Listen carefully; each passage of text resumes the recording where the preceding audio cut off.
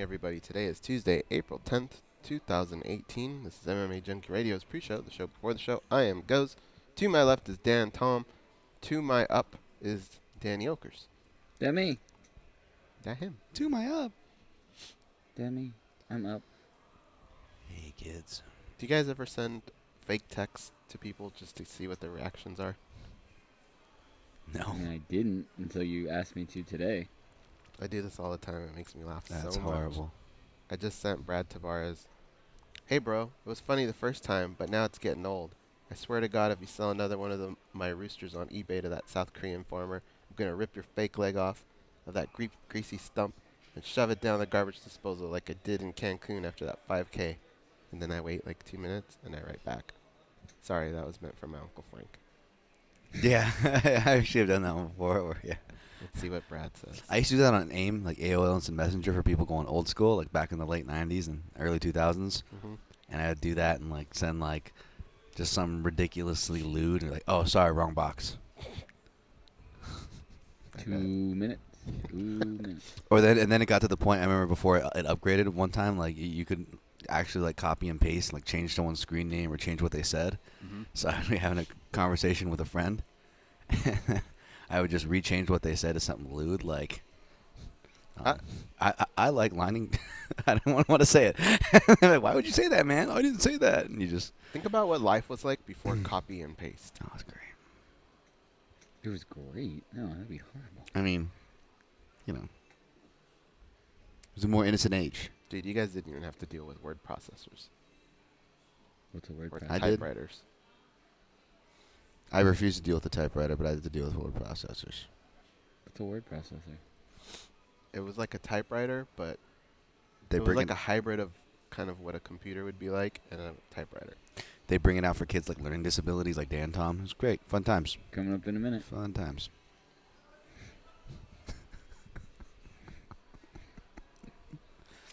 Me no English. That's perfect time for a Ralph drop. I think somebody who I've sent a fake text to in the past just figured this out. Oh jeez. So it's fake text and it's a middle finger. Oh no, wait, it's not a middle finger. Wait, is it? I don't know. Coming up in 30. What Coming up have in you 30. done?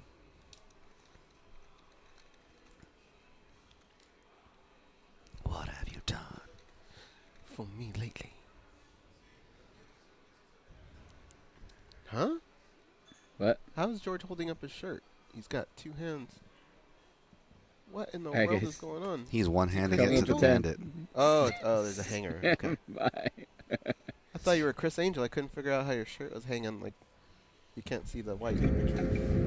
Huh? This is your captain speaking. We are making our descent into Las Vegas McCarran Airport. On behalf of our crew, we'd like to thank you for flying MMA Junkie Airlines. Now please fasten your seatbelts and put your tray tables in your upright position because the descent is going to be a little bit bumpy. Alright, Junkie Nation, it's time to roll, baby, on MMA Junkie Radio with Gorgeous George and Gold. This is what we doing while we do it, baby. All night long, we rollin'! Yes! The MMA Junkie Radio revolution is upon us. Can you dig it? There's no escape. No escape. Through the vast frontier of cyberspace and through a sea of stars in outer space, One small step for man, one giant leap for mankind. we've solidified our combat communication stranglehold. We are controlling transmission. With the use of MMA Junkie Radio and SiriusXM satellite radio technology, MMA Junkie Radio, commence transmission.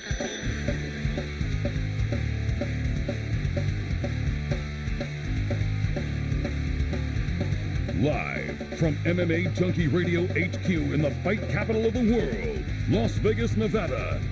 Here are your hosts, Gorgeous George and Goz. From the fight capital of the world, inside the beautiful Mandalay Bay Racing Sportsbook, you are listening to the MMA Junkie Radio Show. It's the only show that matters. I'm your host, Gorgeous George. With me, as always, is the devious and dastardly Goz. He's our ace co-host. To my left, it's the fight analyst, Dan Tom. And back east, handling all the producing duties, the glue of the show, Danny Otto. What's up, guys? Yeah, What's he's kind of the going goo on? of the show, huh? Yeah, he does a lot of stuff behind the scenes that benefits the show. So Yeah, he I wish does. he'd Oh, glue. pipe up a little bit more. Honestly, Oh. I'd like for you I all to thought you hear said more goo. Danny Otto. Goo. Yeah, that's what I thought too. I said thought you glue. said That's what I goo. said. I Yeah, said you said goo. he was the goo of the Did show, I say goo? doing the stuff behind Yeah. the I said scenes, goo. Well, benefiting that's us what I back said, doors. and then that's why I thought you said, said goo. yeah, he is kind of the goo of the show. And The then, goo? Well, I mean, no, he's in shape. yeah, the shape I of did not goo. say goo. I said goo. Oh, you said goo. Yeah. What did I say? I said glue. Okay. Danny, you're the I goo of the don't know. show. I honestly am going to get scared if you guys told me I said goo, because as I was sitting here, I know what I was thinking and saying, and if it didn't come out, then something's happening between my brain and my mouth that it's just not happening. Imagine if I say something that's inappropriate. It's like the Simpsons episode. Oh, I mixed up my internal dialogue with my external dialogue. Yeah. Well, either way, I mean, he kind of fits both. So He's a good guy. Yeah. I wish you all could hear a little bit more from him. Danny, start saying shit, all right, from now on. A little bit more. I'll do my best. And lose WoW. That does not include WoW. I know that's Oh, like man, I miss 90% of your WoW. vocabulary on this show.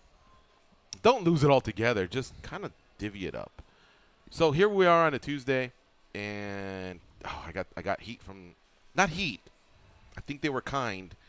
But today, Junkie Nation, you got to come strong, all right? Otherwise, I'm going to get heat because yesterday we had a really great time taking calls and dissecting UFC 223. There were so many things that had to do with the card. There's so many things that have to do with going forward from the card. But there was so much to unpack from the week of. And so we did it, but I think there's still a lot more to get to. So we have plenty of time to do that. We have plenty of time to talk a little bit about the Junkie Gathering and our time at JBLE. Dan, your overall time in Brooklyn. I know you got to chill with Danny a little bit and some junkies. And then, of course, at some point we will start laying to bed that fight card and turning the page because we got a fun one ahead of us on Big Fox. So this is hitting all the casuals and a great main event. And that main event will also have something to do with UFC 223 because we need to find out, well, who's Khabib fighting? You know, hopefully he's there to restore order to that division. And from there, we can get a quality lightweight opponent for him sometime down the road. Tony Ferguson had the surgery. There was thoughts he may not have the surgery. He had it this morning. He's good. Well, I mean, he woke up. well, there were no complications. Yeah, That's the he first thing woke you up. gotta There was worry no about. complications. And the UFC invests well in their athletes. They send them to the best doctors. And Tony's got an incredible work ethic. He's not going to miss any exercises or any type of rehab. He'll get it done. And then whenever he's ready to go, he's ready to go. Conor McGregor still has to sort out legal issues and then any kind of friction he and the company may or may not have. I know he's got a cheerleader in Dana White, but still, you know, there's other stuff that we need to sort through before we can say, well, it's Conor, you big dummy, duh.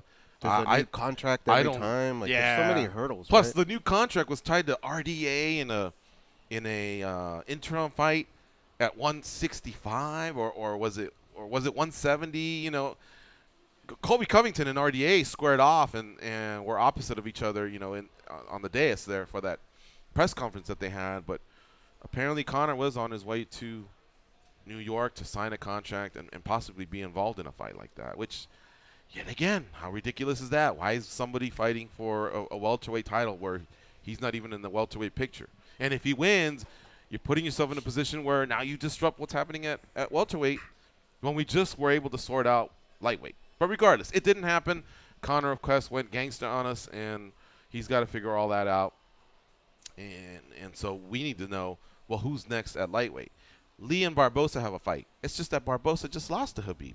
Mm-hmm. Lee just lost to Ferguson. Now, Lee could say, well, I'm coming off a one-fight win, and then build off the wins that he had prior to the Ferguson loss. I get that. He can we say that talk from his time to way time. into it as well. Yeah. Add some fire. Right. We say that from time to time. He's won 6 of his last 7, you know, or he's won 12 of his last 13. That's just as impressive as a 3-fight win streak, for example, or a 4-fight win streak. It all depends on, you know, when the last fight, or sorry, the last loss was before the one that kind of took you out of the running.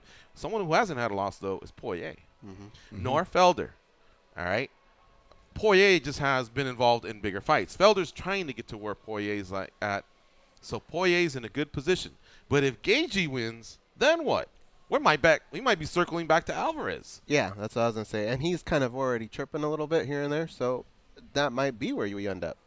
It might be, and that gets sorted out on Saturday. So, again, we're going to start the process of moving from one area to the next. Mike Bohn will be our guest. He was also in New York, so we'll talk to him about that, about that fight card, his experience covering the show.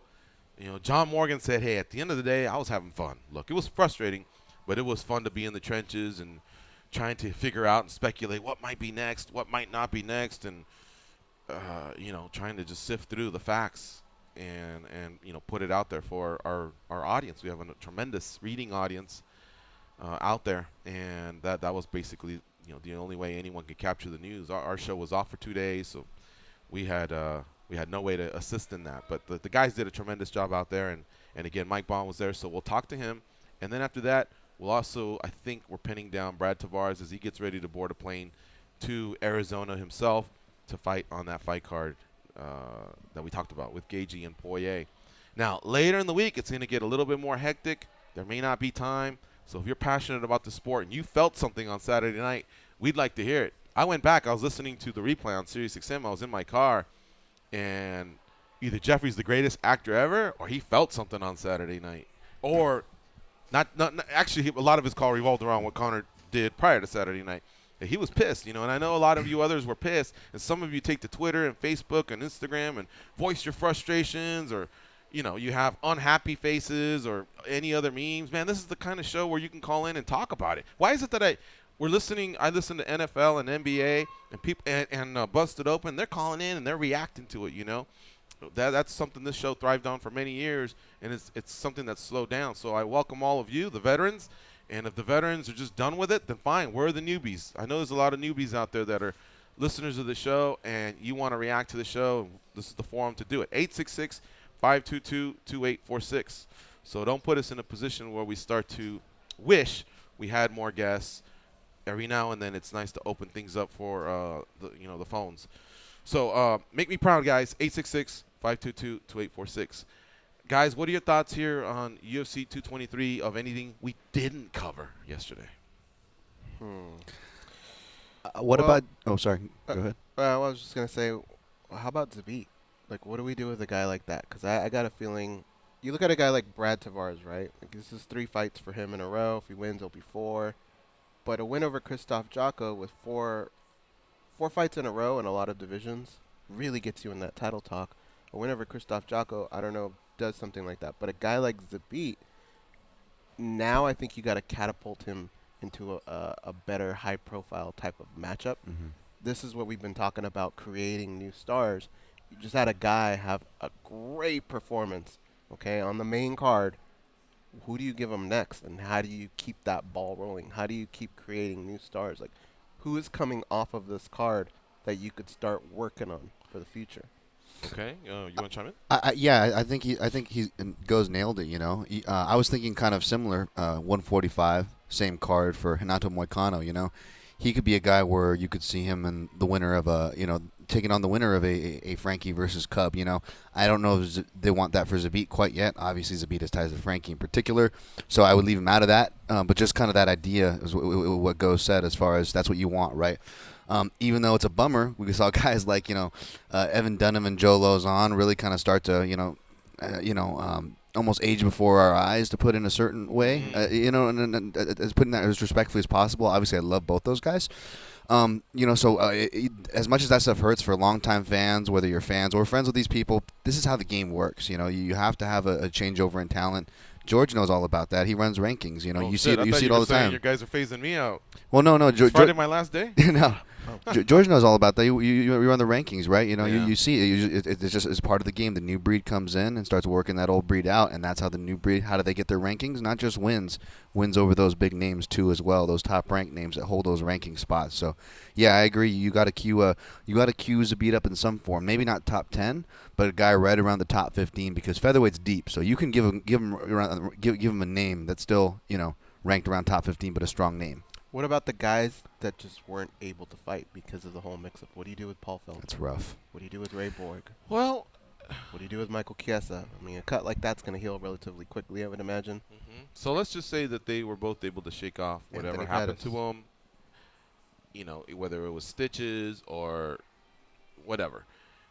They right now are still in pretty damn good shape. I'm sure they've had cupcakes or chili fries or wings or whatever, whatever they like to all partake in. Yeah. So they either if they just went through a 12-week camp and they're just not anxious to start another one, I could understand that. They all got paid, not their win bonus, but just. Do we know that though? That they didn't get their win? Because this is a different circumstance. So I Dana have White to imagine. was clearly asked what's going to happen, and he said they're all getting paid. Then he was clearly asked win bonus as well, and I think he even joked we're not that rich, which I think I would dispute the company. In a situation like that where you have people that could possibly file lawsuits and stuff, like, wouldn't you just try and make those guys happy? Well, all right, so let me finish this thought. If they're going to be rebooked for a reasonable amount of, within a reasonable amount of time, which I think that's what most athletes would do, especially the younger ones. All right, I'll take a week off. I won't let my weight get too out of control. I'll just do a 3-4 week camp, and boom, I'm right back in there, Then no problem. Some of the older guys, that have these families and summer vacations coming up, or maybe a wedding, or just something where you told your wife or your significant other, hey, listen, let me get through this fight, and then you got me for the next 6 months. Maybe someone's about to have a baby. Someone just had a baby, too. Was it Ray Borg. Ray Borg. Somebody else just welcomes a baby as well. So, the circumstances are different. But I would just like to see them fill in. Like, Felder's now training in Milwaukee. Yep. Chicago seems to make sense for me if he's adopted Milwaukee a little bit as a second home. If he doesn't give a fuck about that and can't stand the Midwest and would rather fight somewhere back east if they have anything coming up, or just on a pay-per-view in Vegas, then I could see his point as well. But, they're getting paid. Felder also has commentating duties, and then we're hearing the Contender Series might be back. So, his situation might be a little bit different. But Yeah. I'm hoping to see them all, frankly, sooner rather than later. Marino and Borg, preserve it, have them fight. Iaquinta and Felder, I'm still into that. Even though Iaquinta lost, I'm still into the fight, and I'd like to see them fight. But Iaquinta may have been able to negotiate, let's say, $500K. I don't know. I'm just going to throw that number out to fight Khabib late notice. And if he did on top of everything else that he did, it could be that, hey, that gets him through the end of the year, and maybe he gets to focus on his business. And I don't know. I don't know what kind of relationship he has with the UFC. Sometimes you feel like, hey, it's maybe on the mend, and maybe it's just a matter of him getting through a contract, and enough will be enough. I couldn't tell you. Chiesa, that didn't seem like the type of injury that could keep him out too long, and I could see him. Maybe he fights Felder. I got something. Or here's what I think. Or Pettis again. Felder takes him a bit to cut. He's a big guy, and that was one of his big complaints, especially coming out of the canceled fight. The emotional stuff goes for everybody, but the weight cut harder for some than others, right, guys? We saw Chiesa. I know you commented the same comment I did, George, how big Chiesa is. He seems like a guy who takes a while to get down there. Both those guys are right on the cusp of headlining fights. Chiesa had his shot, wants another one. It didn't go his way against Kevin Lee, but he's right up there at the cusp of it being a headlining, a name guy. Felder's kind of on that cusp. Felder said himself he wants headlining fights. Why don't you plug them in UFC Utica? That's June 1st. There's only 8 cards official. So there's room. There 8 fights official. There's room on the card. It could use some people. New York's not that far for Paul. I'm sure Chiesa wouldn't mind if it's a good spot. Now, as far as Pettis, this is kind of a wild card, but how about we go? Pettis is in great shape. He didn't even have to do the recut, right? Because he stopped. What about Liverpool? There's still some room there too. There's only 7 fights official, and we always talk about we need the big American names to go over to put these guys over. Well, now who's one guy who's been needing to be put over at 155? Who was one guy that was actually supposed to be on UFC 223 that couldn't make it because of visa issues? Who's one guy that's actually been talked about being put up against Anthony Pettis? That's Marbek Taisumov. We put Maribek Taisimov, Anthony Pettis, UFC Liverpool. Anthony Pettis clearly is not in the best negotiating spot in his career. He's not coming off the wins and the momentum. He can't necessarily be picky. It does great for the market. You're infusing the market. It does great for the rankings, right, George? Because you have all these guys sitting on their ranking spot, and they don't want to let guys in, especially the international guys who have a hard time getting the big names, right, George? So it kind of just it checks off all those boxes. That's what I'm voting for. Well, I'm into that if Pettis and Chiesa don't want to Fight each lock other horns again. again. Yeah, I got you. Yes, yeah, I got you. I kind of feel like that was like a plate that I ordered. Yeah. And they just said, hey, we don't have it today. Come back on Tuesday. Or, I don't know. But that makes sense. At some point, some of these guys just aren't in the position to get what they want. They tried. It didn't happen. So if it's time where you basically have to, put your name out there against someone else that's younger, hey, sometimes the younger guy wins, and sometimes you show everybody, hey, what's up, and then you go back to, commanding a little bit more from your position. Did you have some thoughts? Well, I was going to say, if it's the type of thing where they just want to get it done as soon as they can, they just want to stay in shape and all that, how about New Jersey? Like, do you guys feel like something can be added to that? In 3 weeks? In 3 weeks. It's Kevin Lee and Barbosa is the main event. Frankie Edgar, Cub Swanson, David Branch, and Thiago Santos. Does that need help? Do you think it needs help? After that, you can do UFC 224, right? That's in Rio. Brazil.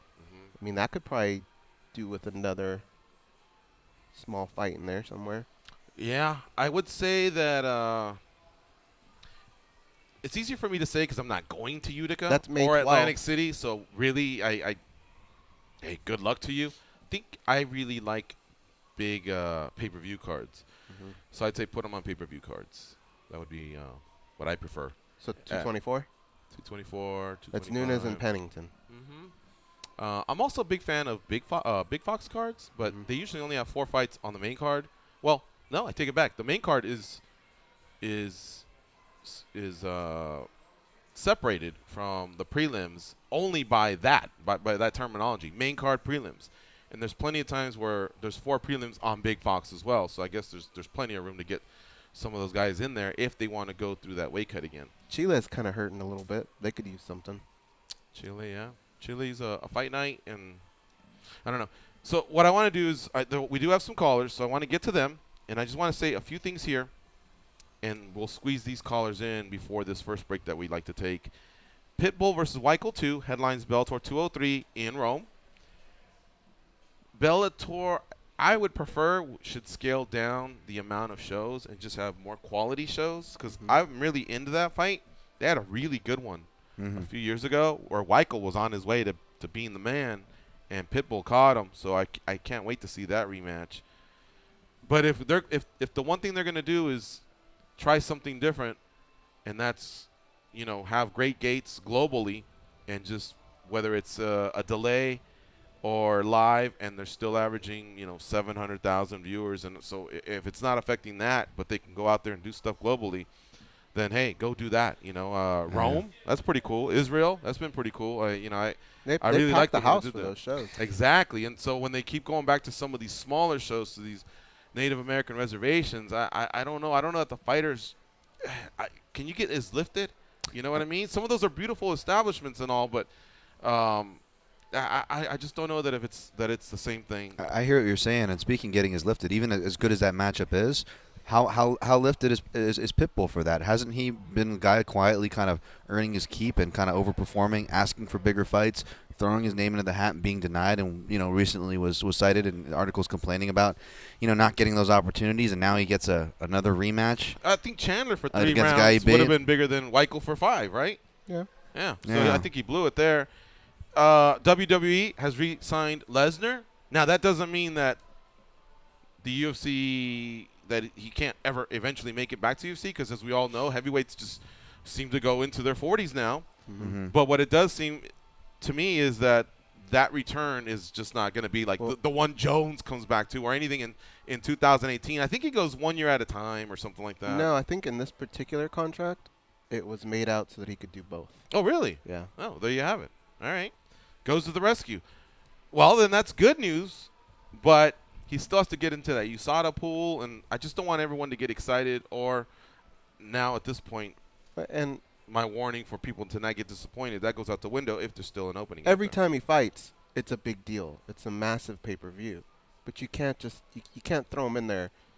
You know, after what happened in the last fight, how do you thrust him into like a high-profile fight? Like, you got to imagine. I'm guessing they're gonna say, the winner of Cormier and Stipe, right?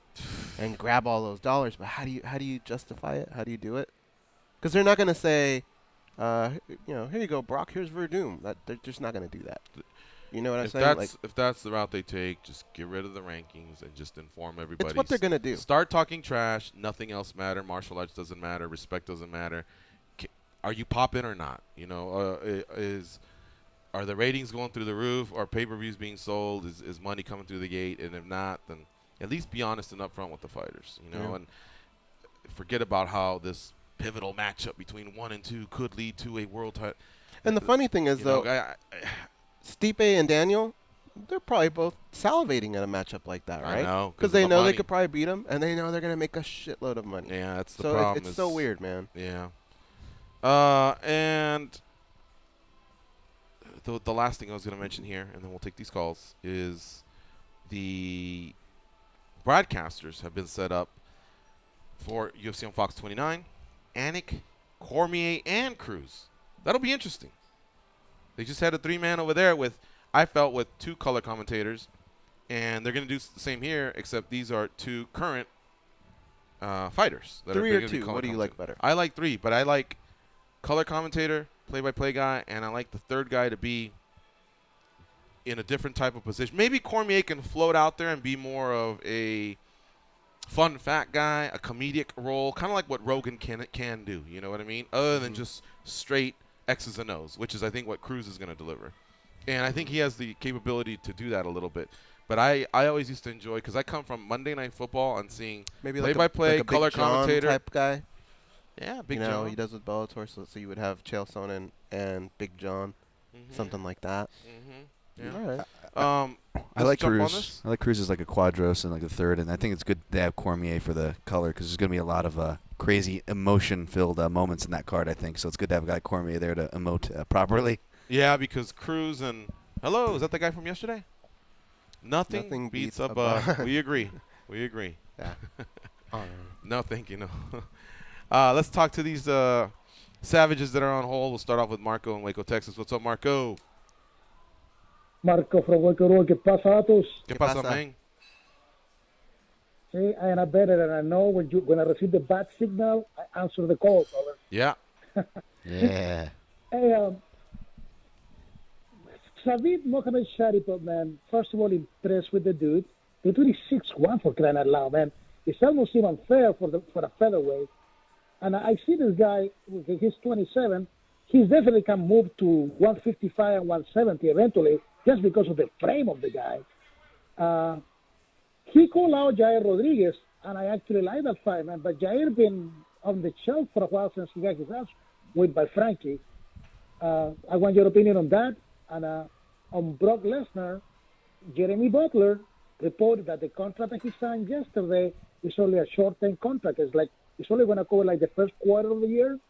I guess they just want to get done with SummerSlam with Brock and then let him go and give him some time for his quote-unquote USADA testing protocol.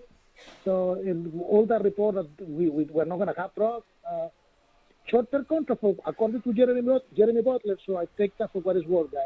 Peace out. Okay, Peace out. Yeah, how does what do you do with Yair Rodriguez now? Well, the first thing I was looking up to see if he has a matchup coming up, and I don't see one. It has been about a year, right, since he got crushed by Edgar. It'll be a year in May. That's the thing, is he got crushed. Right. So time off. I was in agreement with time off.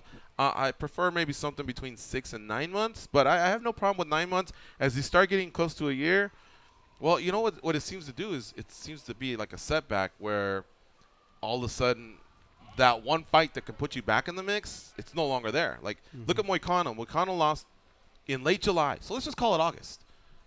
He lost in late July to Ortega. He had a great fight. And because of what Ortega did since then, and because he came back and beat a tough Calvin Kattar, we're all singing his praises. We just said the winner of Frankie versus Cub would make sense for Moicano. Rodriguez loses to Edgar, And I don't know about you guys, but the way he got crushed, him coming back after so long, he's going to have to crush somebody for us to go, well, hey, let's put Yair versus so-and-so, fill in the blank, and the winner could be, in some sort of a prime position. He took a little bit more of a tumble. He's 10-2 overall. Moicano's 13-1. Bektik, I had to measure up Bektik today and Moicano, and I was plugging Moicano to move ahead of Bektik and the Korean Zombie because, again, he's got a good win over Cater and a good win over Stevens, and Stevens is also, doing work, whereas Bektik has only fought once in 2014, 16, 17, and 18. Yep. 18's only 4 months old. I get it. He had 2 fights in 2015, but injuries and just time off has just put him in a position where he needs a solid win. And by the way, there's a rumor of him versus Lamas. Have you heard about that? I haven't. I was just thinking how different life would be for Mersad. And Mersad's good. Yeah. He's really, really good, but he just is nowhere to be found. So Yeah. you have to make sure that these breaks make sense. All right, Ricky in Dallas. What's up, Ricky? What's going on, guys? How you doing? Pretty good. Heard Jeff yesterday really sparked the fire in me. Yeah. Fire away, man. What's on your mind? 223 or other stuff? Well, I mean, everything, you want to hear the passion. Did you guys see the interview with Bruce Buffer yesterday? Yeah, he was not feeling what Conor McGregor did. And you know what? Sometimes it takes a veteran in the sport, whether it's a fighter or somebody that's just been involved for a long time that has been there, help build a sport to sound off and really just put people in line. And I thought he did a great job. Yeah, and you know what, guys? Catch Mike Swick's latest podcast. He was pretty passionate, and you're not going to get just 1 or 2 quotes from him. You're going to get about 10 minutes of frustration, disappointment, and anger. And he really, really made some solid points, and I enjoyed hearing his take on all of it. And so all I'll say is this. I'm usually on the side of, hey, I don't mind a little dirt under the fingernails, some pushing and shoving, and I'm the first one to click Masvidal and Bisping get into it, and so-and-so confront so-and-so. I love that stuff. What I don't want is for fighters to get hurt, especially on fight week, and fighters that have nothing to do with the beef that 2 athletes may have. And that's why, again, I say, Conor, you just didn't think it out. As brilliant as you can be, what the fuck was that game plan, Like, not that I wanted knives to come out or bullets. I don't want all that. But if you are going to do something, and say, hey, I don't know, return the slap or something. If you are going to do something, I mean, make it between you and Khabib and wait till the fight's over. Like, why would you do that to the company that you actually want equity in? You know what I mean? So I'm just saying, I'm looking at all these factors that just kind of don't make sense. Proceed, Ricky. Right. None of it makes sense. These kids these days, they don't understand. They built this from nothing. They've almost went under a couple of times, and if we keep going in this direction, the company will go under. And, that hurts me. Conor, obviously, there's a drug or alcohol issue. No rational person acts like that during the middle of the day. Especially when the day before you were in another continent. Right? Didn't he fly over? Yeah. He had a personal plane. Now he's got a kid. Like, So what is going to ground him? It wasn't like Artem went back upstairs and said, hey, Conor, I know you were napping, but this shit just went down, and so it's fresh. I mean, they had plenty of time to either come up with a more clever plan or be talked out of it. And that's the part I don't get. But I don't want to comment on – if I have, I apologize in the past. We have heard things about, hey, look, superstardom and what it's done to this kid. So I don't know. It's not like I was there to look in his eyes or smell his breath or anything like that. But he does seem to be acting a little bit more of like a knucklehead, and as we've seen in the past with other athletes, sometimes that is tied to recreational drugs or other stuff. But that's something that is just speculation.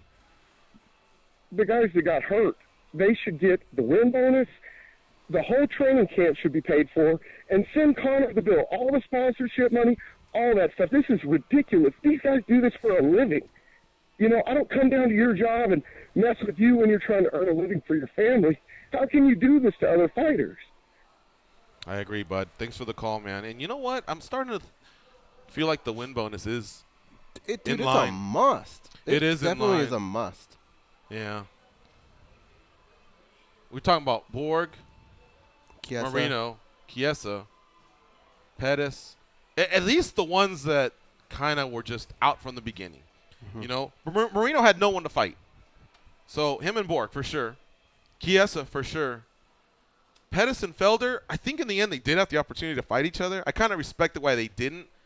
I understand that eventually teammates will fight, but I think that's something you build up to. You don't just this isn't the WWE where like two guys are tag team partners and then one guy clotheslines the other. I mean that one might be a little bit tough, but I think they can do something. Let's take a break. You're listening to MMA Junkie Radio on Sirius XM Rush 93. Stay close. We'll be right back, and we'll keep taking your calls. 866-522-2846.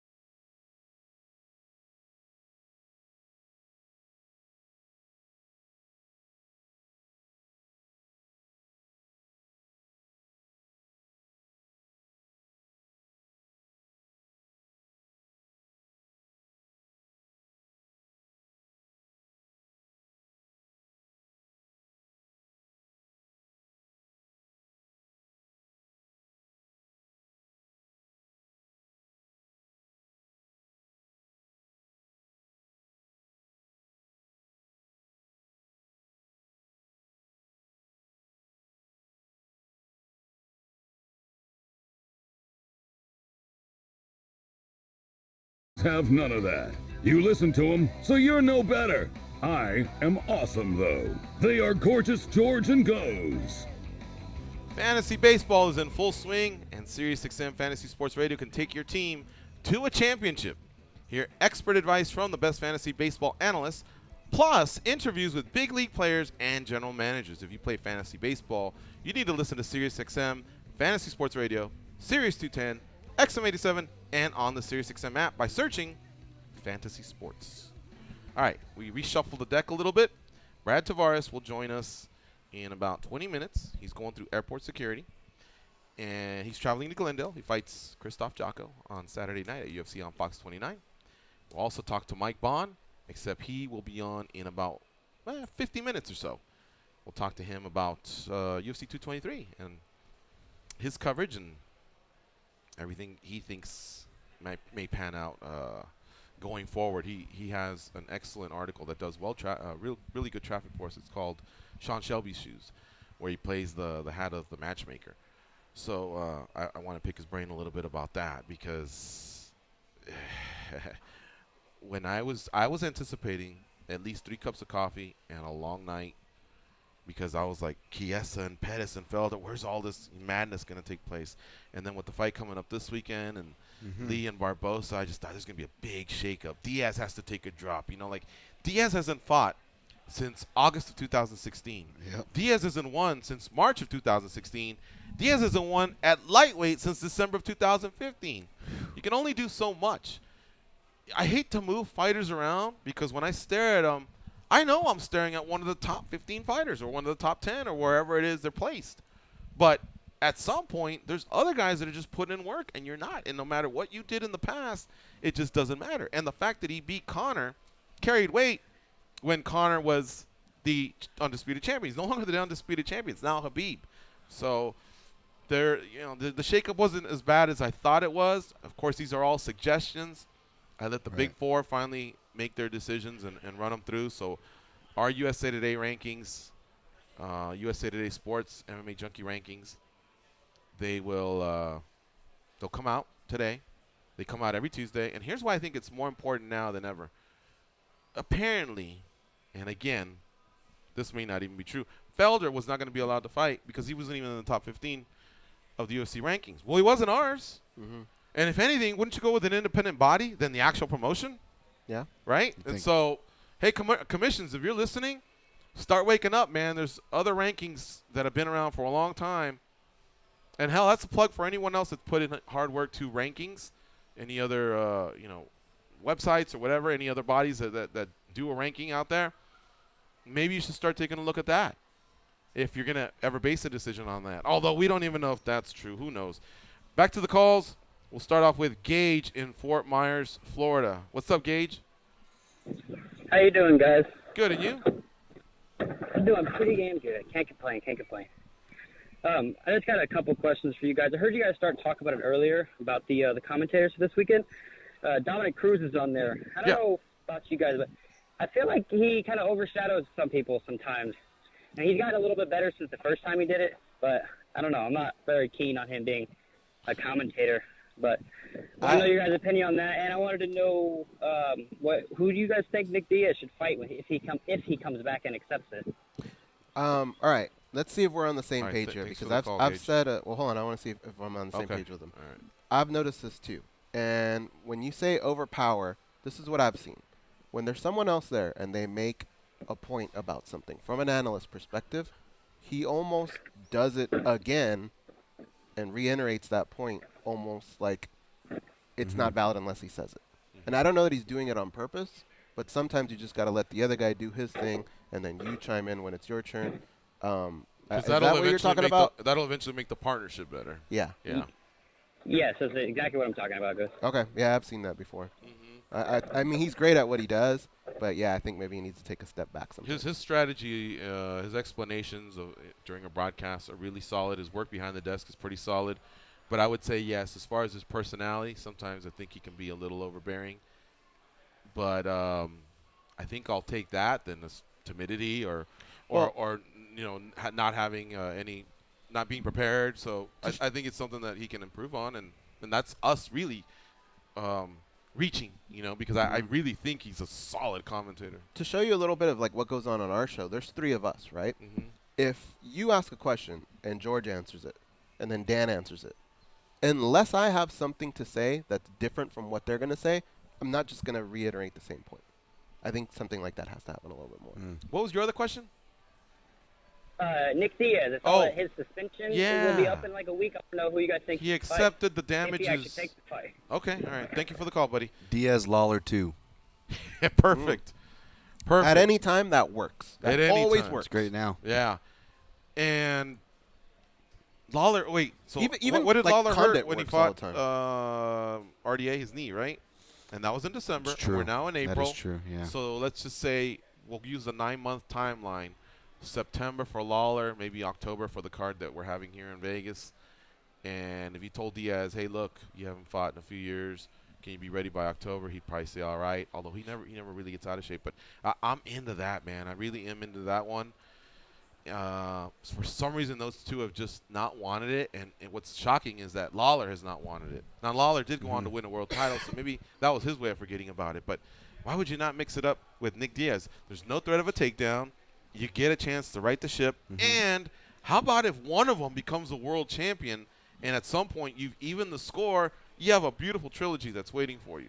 So, yeah, that's the one that jumps out, and everything else is so far behind, I don't see the point in going over it. Condit, replaying versus him, that can't be a bad one as well. That's Diaz's chance to avenge and maybe set up a trilogy. These guys can make a boatload of money and not that Condit's never as vocal about it, and neither is Lawler, but Diaz is one of those guys that's very vocal about, like, hey, man, I'm there to throw hands, or if you want to test my jiu-jitsu, great. But that wrestling thing, I'm not a big fan of it. But, yeah, so Diaz, what he said was, I accept the punishment, and it goes back to last April, and that year's up. And what he got was 1 year because he wasn't he was not available for testing on 3 occasions, and that, by the way, I think amounts to 1 strike or something like that. Because isn't it 3 strikes and it's lifetime ban? Yeah. So that amounts to 1 strike, but that's why it was only 1 year, and that's why you haven't heard anything about a synthetic drug or anything else. All right. Thank you, Gage. And one more, Rick from Alaska. What's up, Rick? How's it going, my friends? So I got 2 things to unpack. Like you mentioned before, New York State Athletic Commission all of a sudden caring about UFC rankings enough not to allow Paul Felder a title shot over the weekend, supposedly.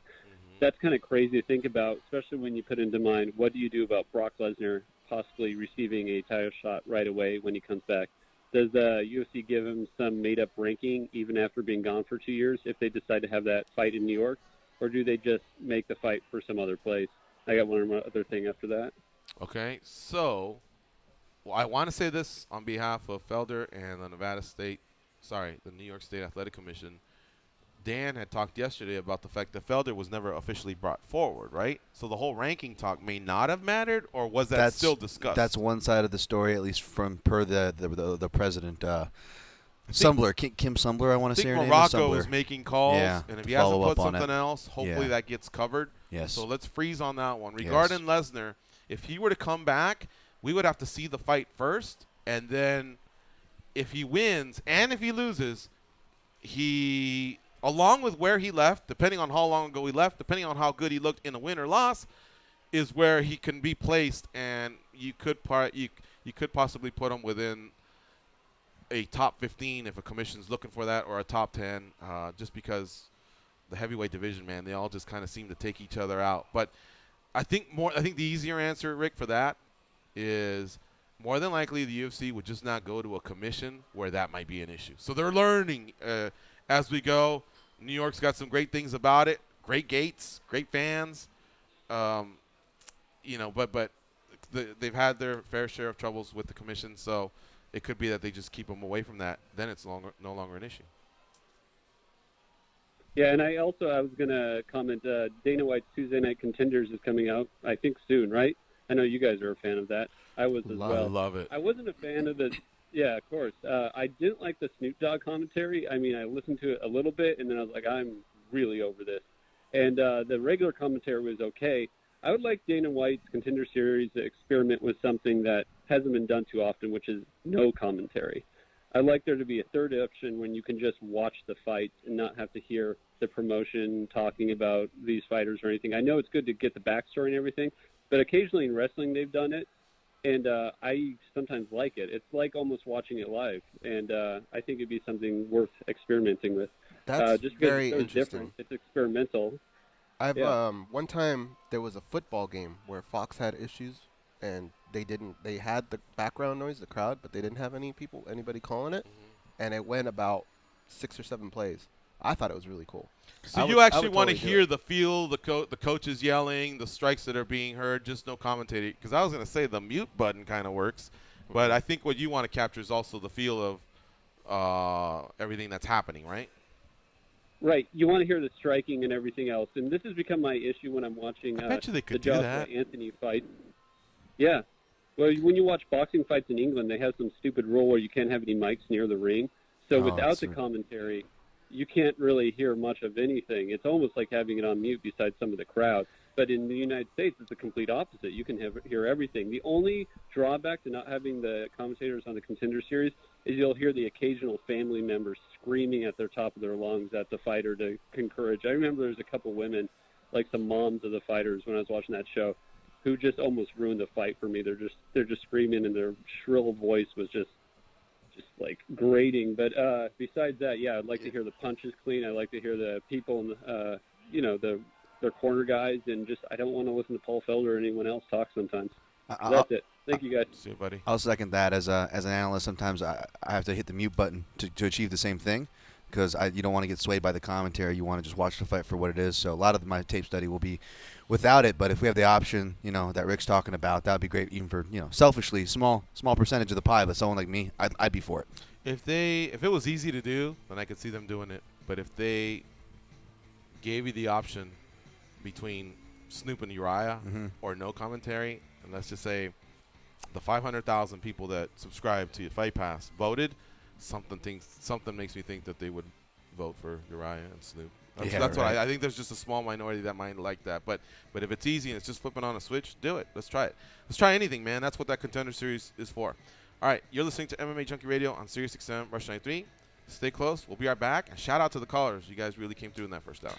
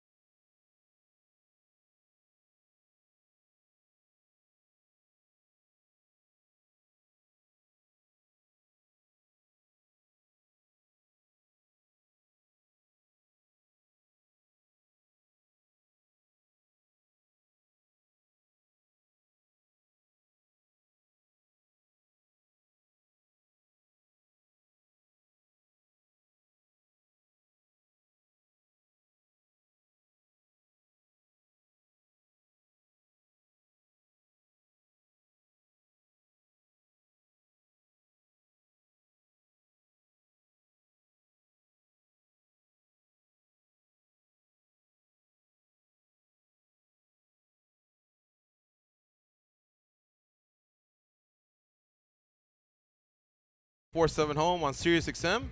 Hear from the hosts like Peter Burns, Chris Childers, and more on SiriusXM, SEC Radio, Channel 374, and the SiriusXM app. Now, we slightly touched on this, but I think now we can give it our all and give you some full answers here, because today's daily debate actually has to do with a couple of the calls that came in. So let's just finish that off, guys. The question is, if Brock Lesnar returns to the UFC, should he immediately fight Stipe Miocic versus Daniel Cormier, the title winner? If I have my business cap on, of course. We're going to make a ton of money. How could you risk Brock Lesnar losing to somebody that's not going to sell a lot of pay-per-views? If I'm an MMA guy and I respect rankings, I respect what all these people have done, why would you do that? It makes no sense. I think you basically stole my answer. How about you, Dan? Pretty much the same thing. I mean, the question is should and if. If, I'll go along with for the sake of the question. But in the question, it also uses the word should. Should from a meritocracy standpoint, no, I don't believe he deserves it. But with the lack or the depth, lack of depth, I should say, in the heavyweight division, could he? Absolutely. Would it do good business, like Go said? Absolutely it would. For those reasons, especially because the way they're marketing this fight with Stipe and DC, kind of the baddest man on the planet, how do you not have the big behemoth that is Brock Lesnar? You put him on a card and just do gangbusters numbers. I know that's the business side of things, but let's face it, guys. I could very easily see this happen. Yeah. So the promotion would be into it. The winner of Stipe and Cormier would be into it. Yeah. That's a big payday for either guy. That's a big payday for the promotion. And you know what? Us hardcore fans get far outnumbered by the casual fan. And if you ask the casual fan, they'd say, hell yeah. Just Brock being back is a hell yeah. Brock back in a title fight, that's a hell yeah. So I'm just talking the hardcores here. But I think you all know what I'm thinking, and I know what you're thinking. I don't want to see it. It makes no sense in terms of, the title picture. It kind of reminds me almost like when Bo Jackson would play a baseball season, and then he'd just kind of show up and hopefully help the Raiders if it worked out. And if it, just here he is, at a convenient time. I don't like it, man. It's not other sports, but I like the way other sports have a regular season and then a playoff, and then in the end, the two best teams play, and that's that. We need to find a way to merge the two. Hey, we want you guys to make money, but we want you to make sense out of things for us media that cover this sport, and tell the casuals to tune in, and for the casuals that sometimes think we're a circus, wondering if we're a legit sport. Hey, well, we are, but this is, it just has to make sense, and that would not make sense. Now, here are the results. 60% said no. 40% said yes. That's pretty good, right? Yeah. That means that we might be misreading that casual audience. So there you have it, folks. Those are our thoughts there on the daily debate as far as Brock Lesnar's return. Interesting. How many votes came in, by the way? 2,109. Wow. So that's a decent sample size. All right, there you have it, folks. On our way out here in the first hour, I want to thank you again for those solid calls that came in, and we'll have some pockets if you want to participate like Gage did, and Ricky and Marco and all the other guys that called in. Rick, it's 866-522-2846. But first, when we come back, we'll be talking to Brad Tavares, UFC middleweight, big fight this weekend versus Christoph Jocko at UFC on Fox 29. It'll be followed by Mike Bohn, one of our talented writers here at USA Today Sports and MMA Junkie. Stay close. We'll be right back.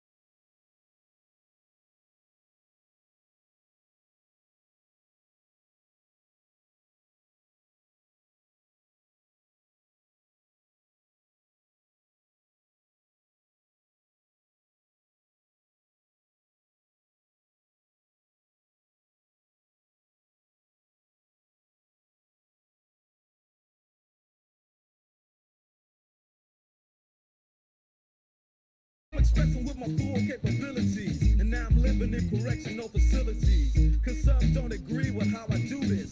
I get straight and meditate like a Buddhist. I'm dropping flavor, my behavior is hereditary. But my technique is very necessary. Blame it on Ice Cube, because he said it gets funky when you got a subject and a predicate. Add it on a dope beat, and it'll make you think. Some suckers just tickle me pink to my stomach, cause they don't flow like this one. You know what? I won't hesitate to diss one or two before I'm through, so don't try to sing this. Some drop science, well I'm dropping English, even if Yella makes it a cappella.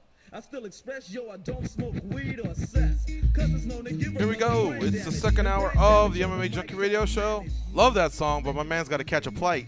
So let's bring him on. Brad Tavares, UFC middleweight, fighting this weekend. What's up, Brad? How you doing? What's up, guys?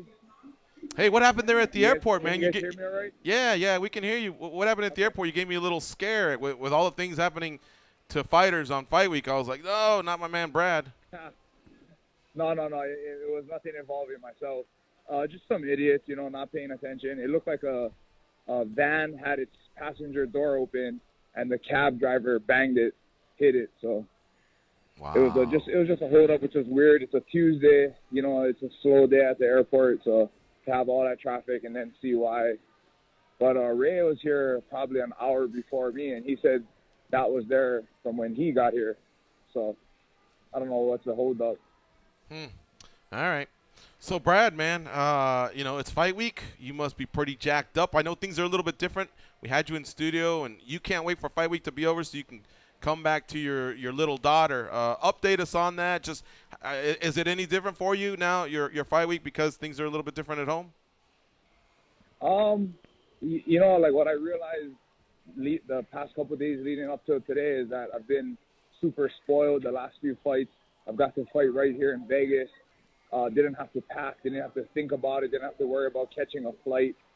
Anytime I catch a flight, for whatever reason, I have like this little bit of anxiety, like I'm going to forget something, I'm going to miss it. I don't feel comfortable until I'm on that plane and I get to my final destination. But I had all those things again, which ain't a big deal. It happens anytime I got to catch a flight, even if it's vacation. But, man, telling my daughter bye this morning was rough. This is my first time being away from her. Sucked. Do you fight for your daughter now? Has it all changed in that regard as well? Everything's for her? I always, when I think about, like, at the end of the day, when I'm fighting and I'm actually in there, I don't really let anything but the fight take precedent, The motivation leading up to it, definitely.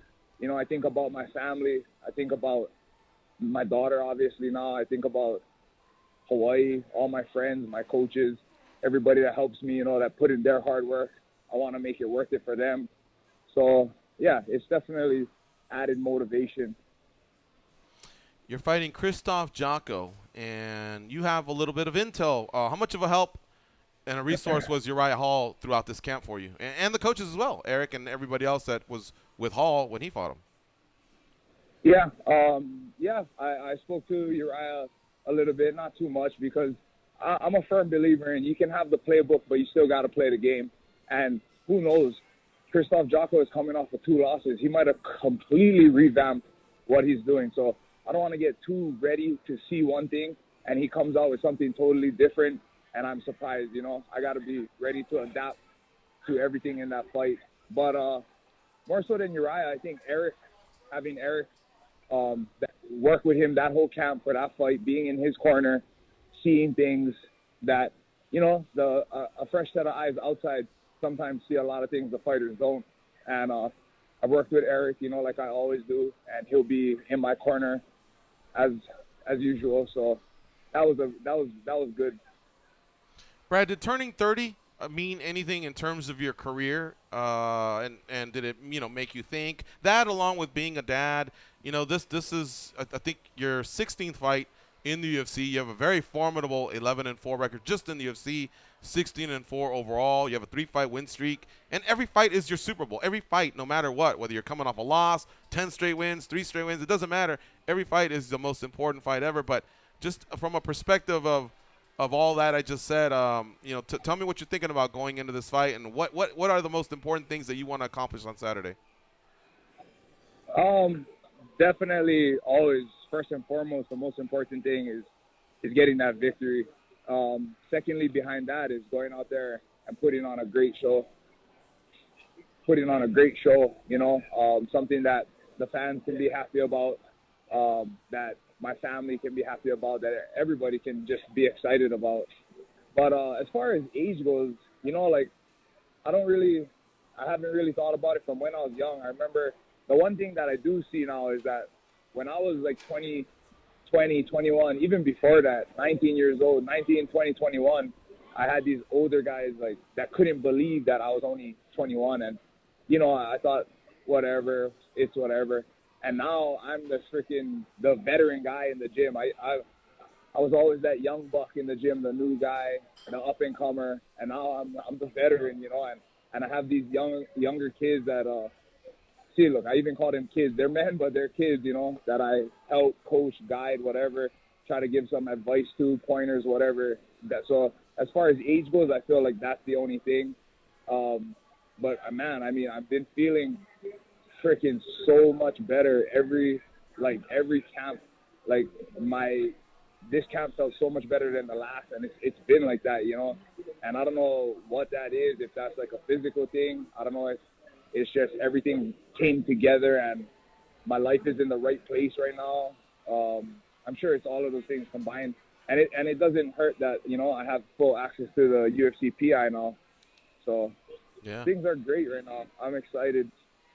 Brad Tavares, our guest here on MMA Junkie Radio. He fights on Saturday at UFC on Fox 29 versus Krzysztof Jotko. All right, what do you have for Brad Tavares? Brad, whenever we talk to fighters that you've defeated in the past, I think the common thing they say is they didn't expect you to hit so hard. But that hasn't translated into finishes for you. What do you think is the one thing that's been missing to get those finishes? And I know you said at the end of the day it's about the win, but would have finished, would that even give you more confidence going into the next fight?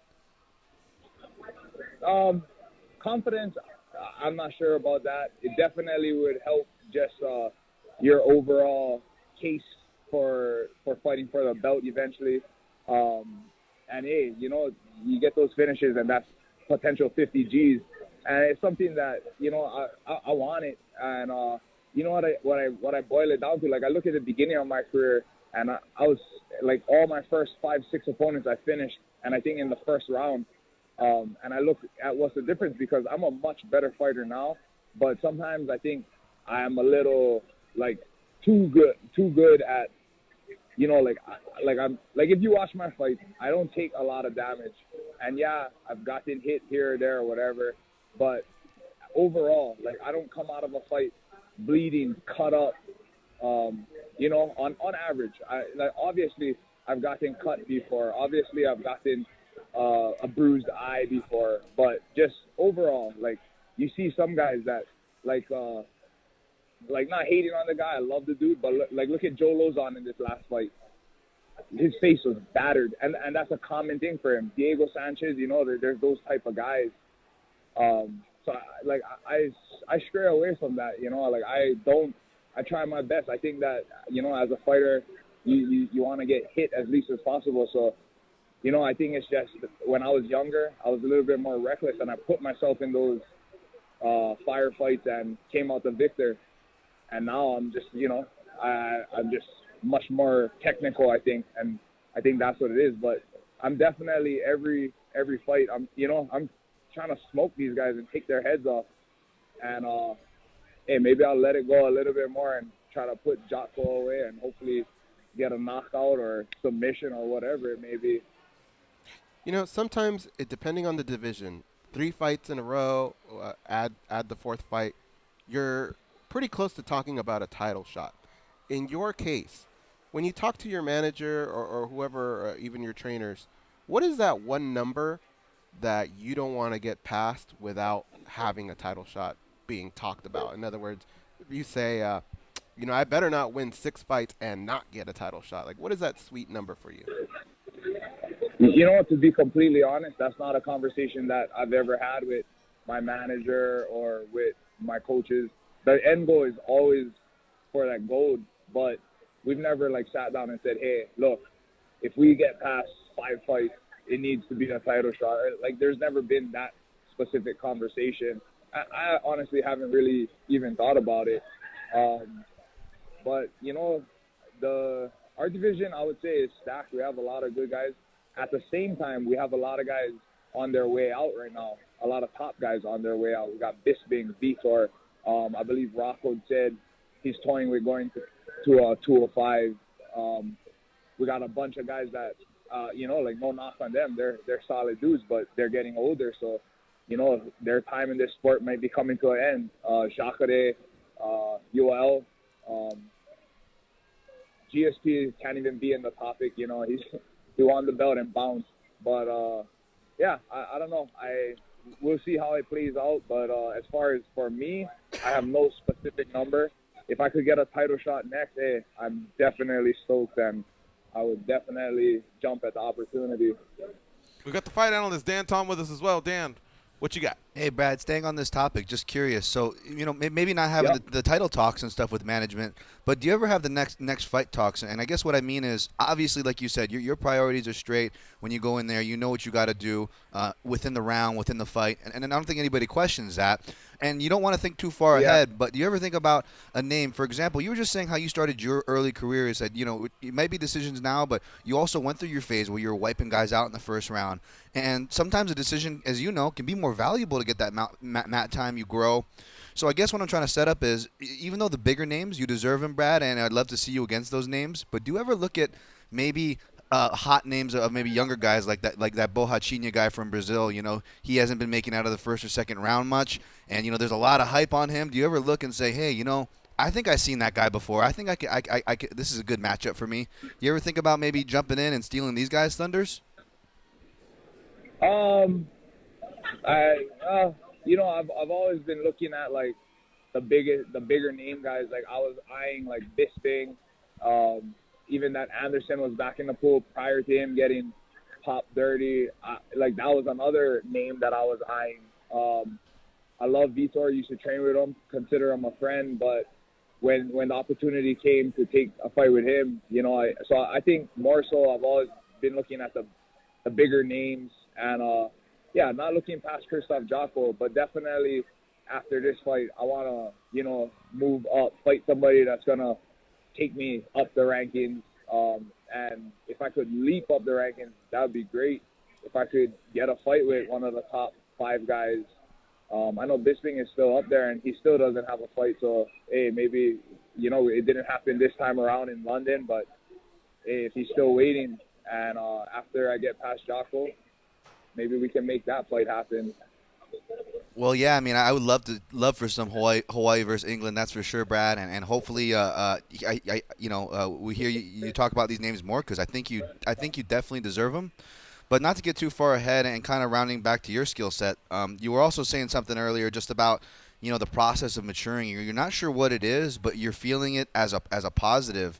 Do you think that just has to come to do with, you know, like you said, you were a young guy, 21 years old, sparring with older guys? I mean, look at the top of the card you're fighting on. I always point to Jorge Masvidal, but Dustin Poirier is another good example. He was a young guy who started fighting even on the streets from an early age. You know, they've been around the game for a minute, more than their resumes might seem. But, you know, it wasn't until about the 10-year mark where you're at now, that 9 or 10-year mark, where they really just start peaking, right? Everything starts clicking. Is that kind of what you're talking about? I think so. You know, when you look at, let's look at MMA as a whole versus other top professional sports. Maybe not combat sports, but other top, well, even combat sports. If you look at, like, boxing, a lot of the guys in their peaks and in their primes are 20 to 25 years old, and after they start hitting those mid-20s to late 20s, you start talking about them getting out of their prime, them getting old. You know, them having this mileage.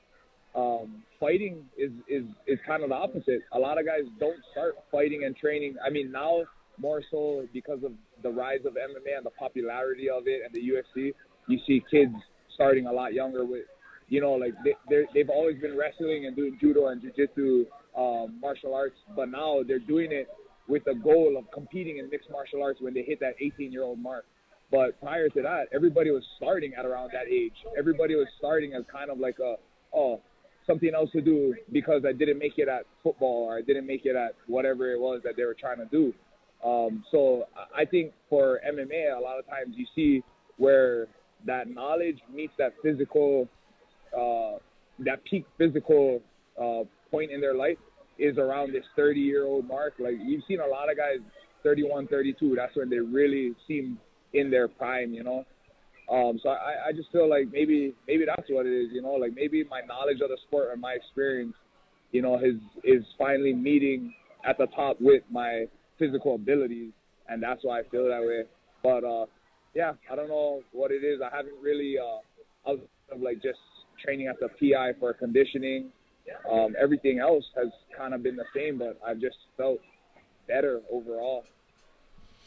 Brad's fight can be seen on Big Fox on Saturday starting at 6 p.m. Eastern Time, 3 p.m. Pacific. Remember, on Big Fox, they move things up a couple hours. You'll get 8 fights headed your way, including a main event of Dustin Poirier and Justin Gaethje. Thanks for your time, Brad. Have a safe flight to Glendale, Arizona, and we'll talk to you soon, my man. We'll be watching on Saturday night. Hey, George, I just got one last thing. Thank you, guys.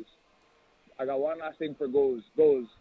I will sell roosters to any damn person I shall Dude, I have Any 10. person. I had South 10 Korea, to start the China, year. I got Russia. 6 left. I will You sell sold them all. 4 of them on eBay. This is getting stupid, all right? Roosters. I will sell these roosters to anybody. I'd like to see you Anybody. try again. I got them locked up. I'm All right. sick of this shit, dude. Stop selling them. They're gone. They're gone.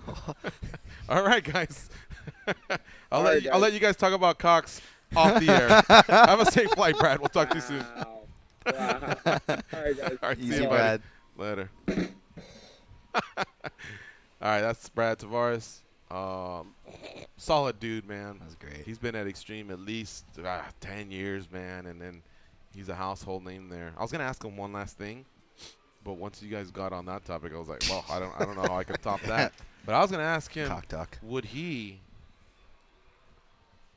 This is a 1-hour flight from Vegas to Yeah. Phoenix. It's in Glendale, but Phoenix is the major city he'll land in.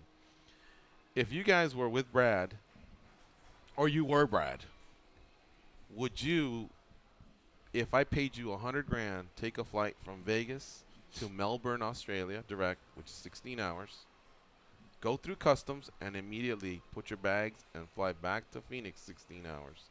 I'm And Brad land- or I'm with him? You're Brad. And land on Thursday and still fight, but you pocketed $100,000 for that dumb little voyage that this eccentric billionaire threw at you? Or would you say, no, man, I'm going straight to Phoenix right now? No, I fly. You'd fly? I fly to Pick up that Melbourne. $100,000? Even if there was no movies available? As long and as I took your iPod and iPad and phone. Oh, man, There's so I'm no just a mummy? entertainment. It's a lot of bloating, too. You you're might just not kinda make sitting weight. there. I was gonna say, as long as it doesn't interfere with my weight, I'll do it. Like you're just basically putting me in punishment, right? Like I'm just gonna be bored out of my mind. Yeah. Yeah, for $100,000, hell yeah. So you're going to be acting as the drink cart doing bear crawls down the aisle just to cut weight. Yeah, I might lose my mind, but I think I'd do it. That's 32 straight hours. That'd be crazy.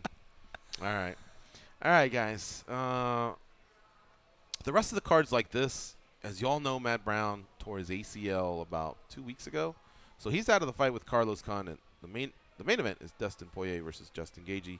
The co-main event is now Carlos Condit versus Alex Oliveira. Israel Adesanya will fight Marvin Vettori, and Courtney Casey will fight Michelle Watterson. That's the main card. The prelims are Tim Boetsch versus Antonio Carlos Jr. That's Shoeface. Muslim, that's his name? Muslim? Salikov, yep. Muslim Salikov versus Ricky Rainey. John Moraga versus Wilson Hayes. Christoph Jocko versus Brad Tavares. Except all 8 fights are on Big Fox. So it's just separated by verbiage of prelims and main card, but they're all on Big Fox. Kurt Menefee will be at the desk. That's pretty cool. I always like seeing him there. Mhm. You just know that, hey, this is a elevates the special game. night of fighting, yeah. And lastly, how about this? On the UFC Fight Pass, I haven't said this in a while. Usually the fight cards, 12 is a good number. Every once in a while you'll go, wow, they got that 13th fight. You know, I guess these guys just needed, guys or gals needed fights, and the UFC needed to put fights. This has got 14. There's 6 on Fight pretty Pass. stacked. You could watch Fight Pass for 3 hours and go, woo, what a night of fights. That's more than a Contender Series. We went to a Contender card Series like is that fight. once, didn't we? I think I have seen UFC 14 one. once or twice, but it's very rare. There's 6 fights. Patrick Williams versus Luke Sanders, Alejandro Perez versus Matthew Lopez, Adam Wisacek versus Arjan Buller, Diego Lima versus Yushin That's a good Okami, fight. Lauren Mueller versus Shayna Dobson, and Gilbert Burns versus Dan Murray. So all that is happening. You could honestly sit there for 3 hours, 30 minutes per fight, and then at the end go, wow, I just saw a small fight card, one fight more than Contenders Pass, Contender Series size. And then somebody would tap you on the shoulder going, nah, bitch, now you got the prelims and the main card, and there'd still be 8 more. That's a long day of fights. That is, but you need a keep lot in of mind the finishes. weigh-ins. Holy shit. The weigh-ins haven't happened yet, guys. Oh, no, don't say it. Don't say it. I think they're almost I booking. got to these- see Poirier and Gaethje. They almost have book 14 fights now, just knowing their process has been with his weigh-ins and the USADA and all really. that stuff. I got to see Poirier and Dolly's Gaethje. getting thrown at buses. Yeah, gotta add that to the list. As far as I know, we've only lost Brown, right? It's not like I really put these fight cards under too much of a microscope from the co-main event down. And without jinxing, to kind of reverse the jinx, I honestly, this is the classic show stealer spot, right? We have everybody gets hyped up for the card that's the best card on paper for the first half of the year, UFC 223. All that aforementioned things happened, and then you have cards like these who, I feel like I say it at least once a week, and I'll cite one each year. That Almeida Garbrandt card we went to, just full of action fights. 2016 or UFC Norfolk. We weren't in Norfolk that time, but the UFC Norfolk card, Dustin Poirier, Anthony Pettis, that was action. Booked from top to bottom. Every once in a while they come strong with these cards, and it's almost like, thank you, hardcores. Thank you for sticking in here. Here's a whole thing of hardcore fights. Because even that Muslim Salikov guy, where half the viewers are probably like, "What?" If you go watch his highlight videos, there's a lot of hype on this guy. He dropped the ball in his debut to Alex Garcia over in Shanghai, so not many people saw it. But this dude is called the King of Kung Fu. Really? It was like 400-0 or something in kickboxing and What is he, Hicks and Gracie? 400-0? some ridiculous crap, or but it's not like How many K1. fighters It's stop not at K1 400? kickboxing. Yeah, I don't know. I don't know what the exact Why is number that is, the but it's number? something ridiculous. Hey, speaking of Norfolk, because we have to take a break soon, and then we're going to have Mike Bohn, and I don't want to let another day go by. Can you sum up your thoughts on yet another successful visit to JBLE? I was just talking to one of those officials about that, and we kind of had the same remarks, and it was based on our fight party, which is usually what we do the last night. I'm still on a high off of it. I don't know. I mean, Dan, you've fight party been to one, so you get this. Yeah. I'm still on a high from that trip. Fight party was the best fight party ever. As far as the trip, and those are just hard to measure because every single fighter or notable that has come with us always brought something to the table. The trip was always fun, and so it was unique with each group. That's hard to really, really rank. Oh, what was your favorite group? I wouldn't do that. Yeah. But as far as just fight party versus fight party, that was crazy, goes. That was insane. And had there been more finishes, I mean, like I say, I'm joking. Had there been finishes, Dan, like there were in Detroit, They would have lost their mind. and had there been alcohol, the place would have burned down. There would have been a riot. And I don't know that some of us don't make it out of there alive. They turned into cavemen with they were anxious to consume UFC. We had lots of giveaways. The fighters brought it. You know what Jorge Masvidal said? Yeah. It was one of the most gangster lines I've ever heard. And I don't know that I got it word for word. I'll try my best. But basically, when we introduce ourselves, thank them for coming out to the fight party. We're going to have a good time. We're going to give you a quick preview of every fight, before every fight. Maybe chime in between rounds. We got stuff to give away. Come up and get an autograph or a picture. The fighters are here for you. Thank you for your service. All that stuff, right? We give them an opportunity to also say something after their introduction. Yeah.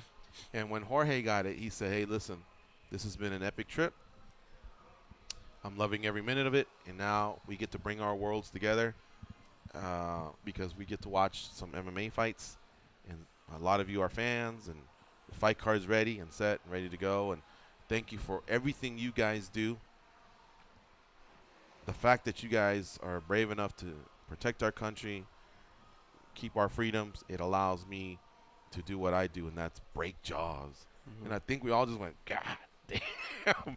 It's the way he said it. You know how George has that Latin slag, that flow that he has. You know what I mean?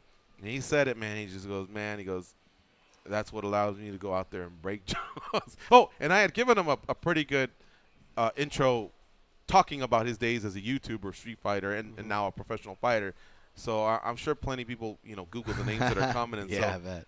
You just kind of, at least for me, maybe I'm making too much out of it, but I just went, God, that was such a sweet line. That was like a WWE line, like, because those guys are the best at those types of promos. But No, I was just going to show Dan. This is, have you ever seen anything like that before in your life? see That how is they that were all same on their feet? ballroom. Oh, wow. Yeah. It's the same Well, I one? think one guy lifted up a chair over his head at one point. Yeah. Dude, this looks like this is a different ballroom that we were in. It's the same ballroom. It's They the same just one? positioned us differently, and they are going nuts. We got to take a break. How That about is let's nuts. do Wow. that. Let's take the break, and we will connect with Mike Bohn. We'll take some calls. Don't worry. We'll get you in, callers. 866-522-2846. Thank you again to JBLE for having us out. It was an epic trip. We made a lot of new friends. We saw a lot of old friends, and can't wait to go back if you'll have us. But, man, those are some of the best memories I've ever had in my life. All right, folks, stay close. It's MMA Junkie Radio on Sirius XM Rush 93.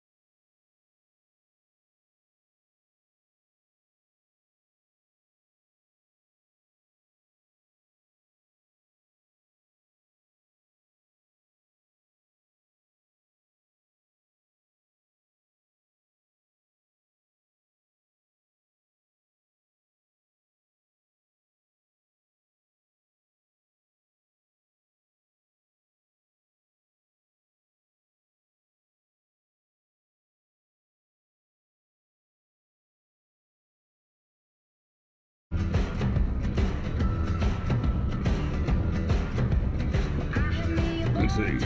Up, up, down, down, left, right, BA, start. You told me that code would get rid of them. Yeah, well, they're still here. Okay, but now they know I tried to kill them. Hold on, Mom. Here are George and Goes. Fantasy baseball season is in full swing, and SiriusXM Fantasy Sports Radio can take your team to a championship. Hear expert advice from the best fantasy baseball analysts, plus interviews with big league players and general managers. If you play fantasy baseball, you need to listen to SiriusXM Fantasy Sports Radio, Sirius 210, XM87, and on the SiriusXM app. Do that by searching Fantasy Sports. Next guest is Mike Bohn. Follow him on Twitter at Mike Bohn MMA.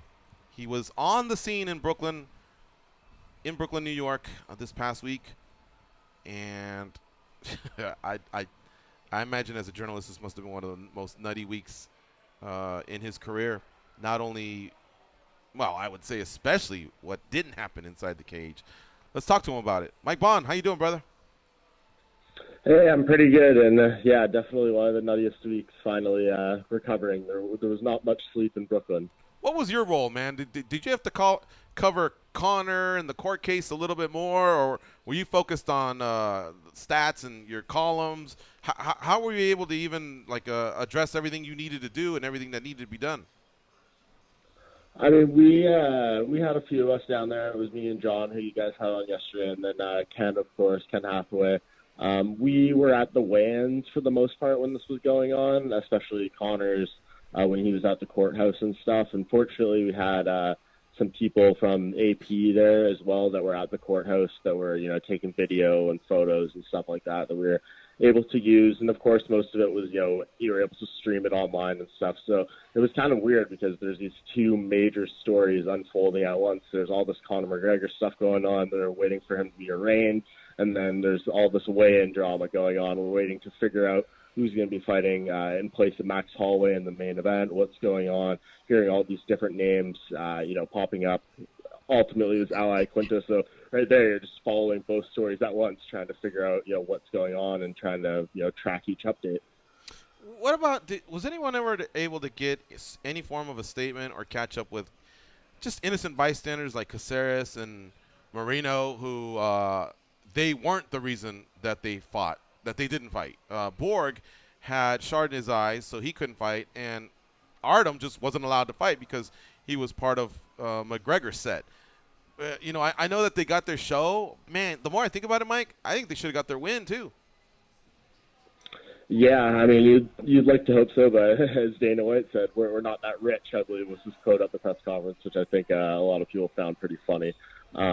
But, yeah, you would like to hope they did, but I think it was only their show money, and I haven't heard anyone actually talk to those guys at this point. I haven't heard from those few, which is obviously, pretty unfortunate because they were off the card as well. You have an amazing mind when it comes to statistics and things like that, From covering the sport for as many years as you have, what usually happens in cases like this?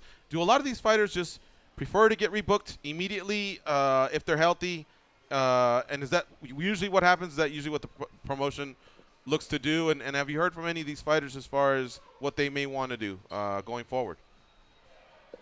It completely depends on the fighter. I mean, you have some guys that want to fight as soon as possible. I heard Ray Borg saying that he hopes to be booked really soon. He just needs to go to the doctor and pretty much get his eye, get cleared for his abrasions on his eye. But then you have someone like Paul Felder who said he doesn't really know what he wants to do because the UFC said they could put him on a card soon, but from his perspective, it's not like he can just fight again in 3 weeks. He said, I believe his exact words were, getting down to 155 is like an 8-week journey for me, and I can't just, fight on Glendale or Atlantic City these next 2 weeks because it's a real big process. So for him, he's kind of struggling to decide. He has all these commentary gigs lined up in the next few months, and he says, do I cancel this and go back into training camp trying to fight in June or July?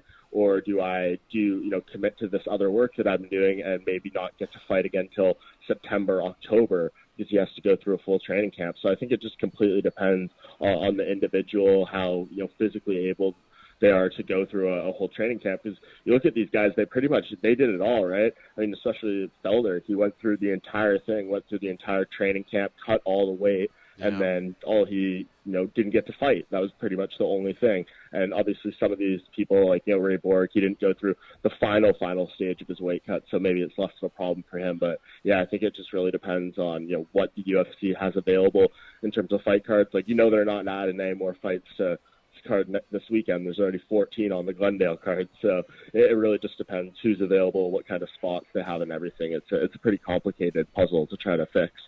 You see, just taking Felder's situation alone, where he's a big lightweight and he does have other duties, you can't just plug and play him.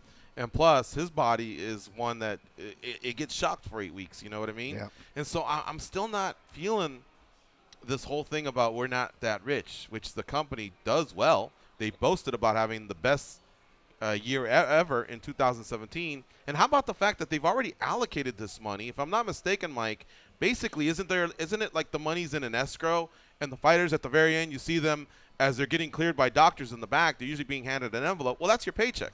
And so what they've already budgeted for is either Felder or Iaquinta was going to take home a win bonus. I don't even care if they grab the smaller of the two, but grab one of them and split it between both guys. Yeah. That money's already there.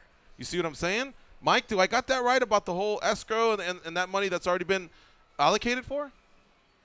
Yeah, absolutely. I mean, I know they don't have win money plan for every single one of those people, but they do still have, that money put aside. I think you hit it pretty right. Yeah, it's disappointing to hear that comment, from Dana White, especially when he talks about, putting a guns room in his house and stuff like that. Like there's yeah, I think the reaction to that one kind of says it all. I don't think he should have said that. It was kind of a bad look, but what they've been doing lately, man. I mean, you see the situation kind of pop up more and more with these fighters, where their fight gets canceled the day before, 2 days before fight day, and they're pretty much, in some cases, aren't even getting their show money. Most of the time recently it's been the show money, but that's it. There's no win money going out. This isn't the old days with the Fertitas were running the UFC and they were willing to give these fighters, pretty much everything every time. It just doesn't happen anymore, and we always say these guys need to get that negotiated into their contracts. If you're a good manager, you should be trying to say, if my fighter's fight gets canceled due to any circumstance, it's not their own fault. They should get all their money. But apparently even the UFC, I saw Ben Folks tweet this, I think, the other day, him talking to some managers and stuff. The UFC refuses to do that. So it's a tough situation for these fighters.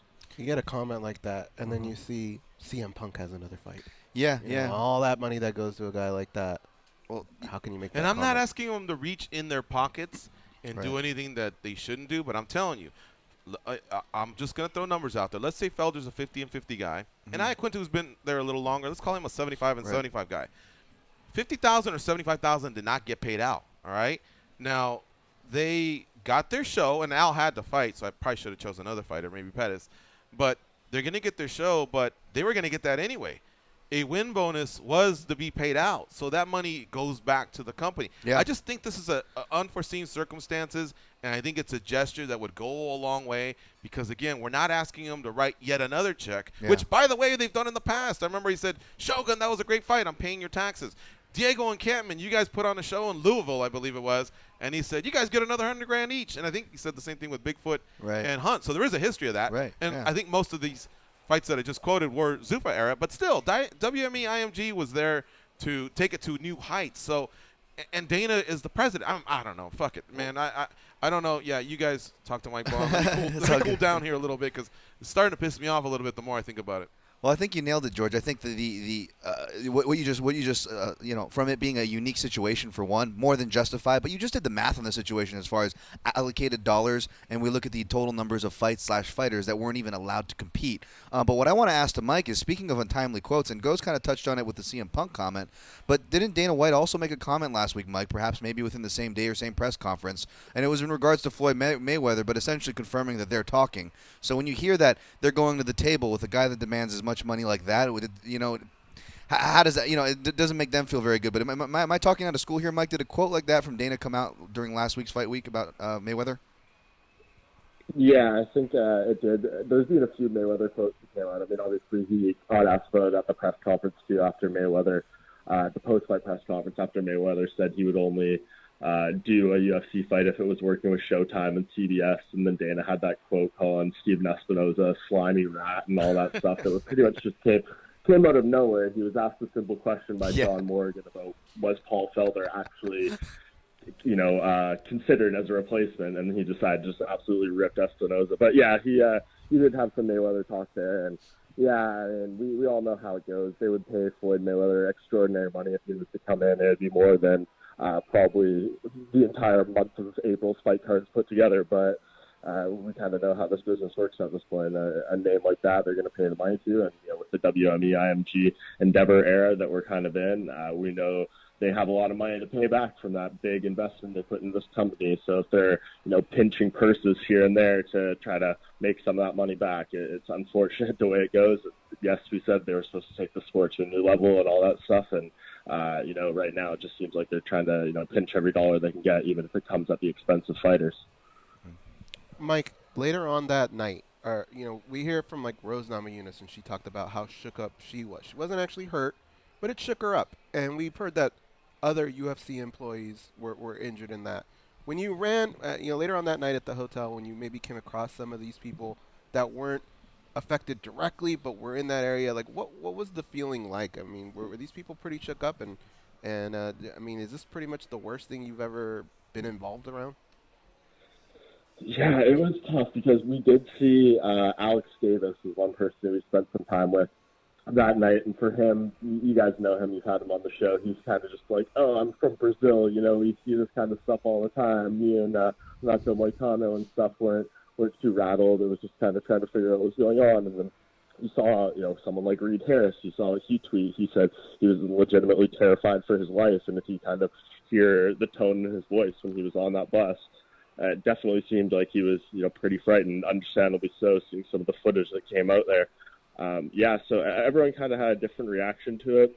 I think in terms of covering something, this is probably the most insane, over-the-top thing I've ever seen. I mean, we were kind of discussing, was this the craziest fight week ever? And the only thing that even came to mind that was close to it was UFC 200, just with everything that happened with John Jones and then Anderson Silva fighting on 2 days' notice, and just all the madness that was that fight week. But obviously, this has a different dynamic to it. All John Jones did was fail a drug test that kind of screwed up that entire week, as opposed to Conor McGregor going on a melee that actually injured fighters and took them off the card and took a ton of attention away from these actual fighters, and then Max Holloway pulling out of the fight and Tony Ferguson, all that stuff. So collectively, it was just the nuttiest, craziest thing I've definitely ever experienced.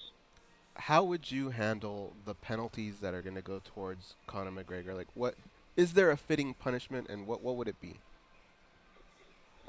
It really just depends what happens to him legally. I personally, if I'm making a guess, I don't think the UFC is going to do a heck more than we've really seen them do in the past. I think they're kind of going to leave it up to the courts and whatever Conor McGregor's punishment is, whether it's more difficulty coming in the States with a visa or actual jail time, which I doubt, or a fine or probation or whatever he has to do. I think they'll probably leave it at that. I mean, it's just such a difficult thing to say, because when Dana White says he was going to fight in September, was that really the case for the UFC? Do you say, he can't fight for 6 months starting now or something, and it doesn't really affect when he was going to fight anyways? Do you really put your foot down and say he can't fight for us for another year or 2 years or whatever? But I just don't know. Regardless, when Conor McGregor's ready to fight, and if he's able to fight, he's going to fight. I don't think the UFC is really going to stand in his way. They need him. They need that massive payday. They need that pay-per-view buy, all that stuff. So unfortunately, as sad as it is, even though Conor McGregor did this terrible thing that impacted so many people, allegedly, I guess we have to say, even though it was on film, I just don't think he's going to get punished too much beyond what happens in the courtroom. I'm going to steal this from Goes, but you cannot let Conor fight in the UFC again, but cut Artem Lobov.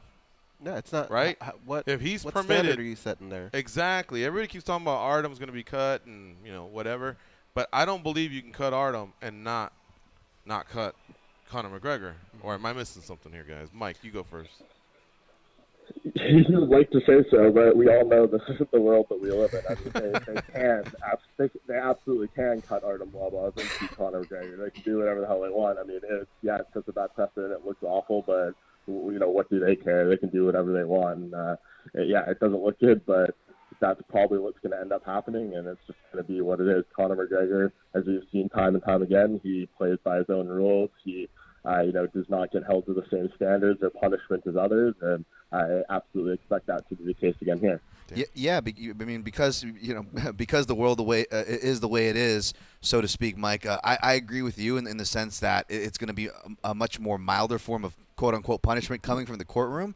But what I am interested to see is maybe the civil cases, because again, in the world that we're living in today, civil cases have definitely grown in the past couple of decades, and I don't know if people are viewing Conor McGregor as sympathetic. And kind of hedging into this question I'm sending your way, Mike, is at least on the ground there, I know we all had our experiences, even if you weren't on the ground in Brooklyn, where people were asking, is this real? And long story short, I actually was sitting down for lunch with some people that were actually worked for a New York DA's office while I was over there in New York, and they were overheard the conversation with me and some other media people, and were asking if it was real. They said they were watching it all day in their office, and they couldn't decide if it was real, which is kind of one question in its own, but in the conversation, they were alluding to the same thing with the justice system when it comes to more popular players like this, and they were saying for cases like this, expect mild punishment, but it's the civil suits that you always want to keep an eye out because people come out of the woodworks. Do you think there's any legs to that, Mike? Do you think we'll see any civil suit stuff come out of this? Yeah, there's got to be. I mean, I know Michael Chiesa isn't talking to any media. He hasn't said anything beside a very short posts on social media, and that's because he is, working on legal action. And I know Ray Borg has done an interview, and he said that he doesn't really care about suing Conor McGregor or anything like that, but he's been approached by a lot of lawyers, and who knows, once things kind of settle down, maybe he'll decide to do that. But yeah, there's a lot of people here that can take action towards Conor McGregor. The bus driver, the people who own the bus company, the security guards, the UFC staff, just anyone that was kind of impacted by this. But I think in particular, it's going to be someone like Chiesa, Ray Borg, even in turn Anthony Pettis, stuff like that. All the people that were, affected by this chain of events where they lost a fight or were actually injured, all these different things because of what Conor McGregor, allegedly did. So I definitely think there's some legs to that, and we'll definitely see lots of people coming out of the woodwork in time. I mean, I know those processes could be long, but yeah, there's no question it's gonna, cost Conor McGregor a lot of money. All right, Mike, what was the best part of last week? Let's finish with on positive. The best part, wow, that's a tough one. I mean, I think it was the fight itself. I mean, it was nice to see Khabib Nurmagomedov finally get his championship moment. I know it's been such a long road for him with all the fight withdrawals and the injuries and the surgeries, and just this week alone, everything that guy went through in terms of losing his opponents, and whether he was or wasn't going to fight, for him to go out there and actually win a fight pretty handily. I know there's some debate on whether people are actually impressed with his performance or not. I think, considering the circumstances, he could have gone out there and put on one of the most boring fights ever, and I still think you have to give him a pass, all things considered. So, yeah, I mean, to see someone, the 26-0 record, holding a UFC title, and just as dominant as Khabib is being, I think it's a pretty special moment for our sport. 2 quick questions. How'd you score Rose and Joanna? I had it 3-2 for Rose. I think, like most people, I had it 2-2 going into that 5th round, and then I gave the 5th to her. And the last question is, are the Raptors going to win a world title, or what's the deal here? Enough is enough. I've seen some greatness out of them. They cover a lot. I'm a Vegas gambler guy. So can they get it done this season? Man, we'll see. I'll just say this. If it's going to happen any year, this has to be their year with all the injuries. At the very least, their year to come out of the East with all the injuries, the inconsistent play we've seen from Cleveland, all that kind of stuff. If their time is any time, it's got to be this year. This is the best team that I've ever seen them have since I've been covering them, which has been about 4 years now, and they've been in the playoffs every year. So if it's going to happen, it's got to happen this year. Right on, man. All right. Thanks for the time. As always, you guys did a knockout job out there in Brooklyn. Can't wait to see what's next in this crazy sport of ours, and hopefully we see you soon. All right, man? Yeah, no doubt. Thanks, Jazz. Take care. See ya. Commercial time. It's MMA Junkie Radio on Sirius XM Rush 93. Stay close. We'll be back. Take some quick calls, and then bounce.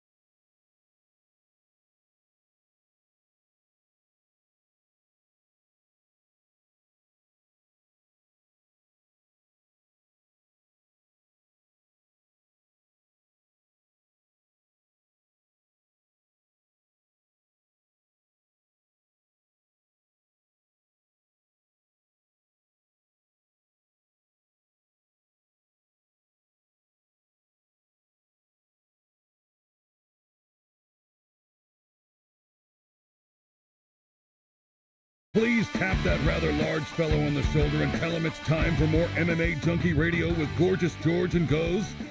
Thank you. All right, let's wrap up with some calls. Each guy gets about a minute and a half, maybe 2. What's up, Dan from Oregon? What's happening? Not much, Yo, brother. I wanted to bring something up, man. We all got this conversation going on about the UFC ranking and how much bullshit it is. I would like for you to maybe educate me on the USA Today rankings. How long does someone have to be inactive before you pull them from the ranking? 2 years. 2 years. Yeah. What the fuck? Okay, that's fucking crazy, but whatever. I would like you guys to change my mind because I'm watching Paul Felder to get screwed out of title shots, and I think this is bullshit. Maybe I'm the only one who's with New York, who I think that the rankings should actually fucking mean something. And if you're in a title fight and you're not even ranked in the top 15, maybe you shouldn't get that opportunity. So I'm kind of with New York here, and I would like you guys to change my mind. It's time to end the fucking UFC boycott on the ranking system. MMA fighting, MMA junkie, I'm fucking sick of it. I'm kind of putting you guys at blame for a lot of this nonsense. So go ahead and change my mind why you guys should not take over the rankings. That way they're actually some sort credible. Back to you guys, I'm out.